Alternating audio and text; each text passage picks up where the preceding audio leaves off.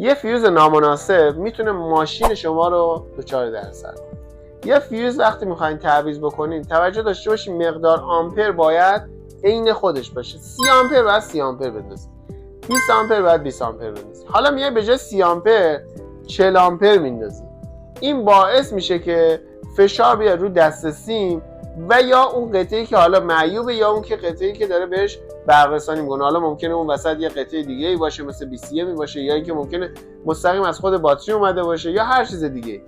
زمانی که این فیوز نسوزه در اثر اون اتصالی باعث میشه که سیم کشی شما فشار بیاد روش، ممکنه سیم کشی شما دچار حریق بشه و کل دست سیم شما بسوزه.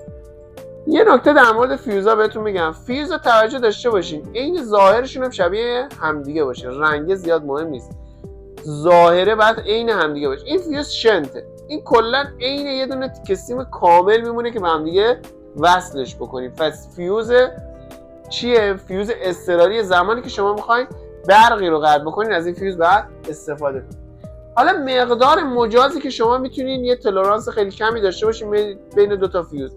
مثلا میگم فیوز شما 5 آمپره، میخواین شما یه فیوز بالاتر بندازید 10 آمپر رو در زمانی که فقط و فقط مطمئن هستین که اون قطعه خراب نیست و فیوز یهویی با خاطر یه اتصالی کوچیکی اتفاق افتاده براش و سوخته میتونی شما بندازی و به مقدار خیلی مسافت کوتاه یا اینکه به تعمیرگاه برسی تعویضش بکنی و فیوز درستو بندازی استفاده کنی.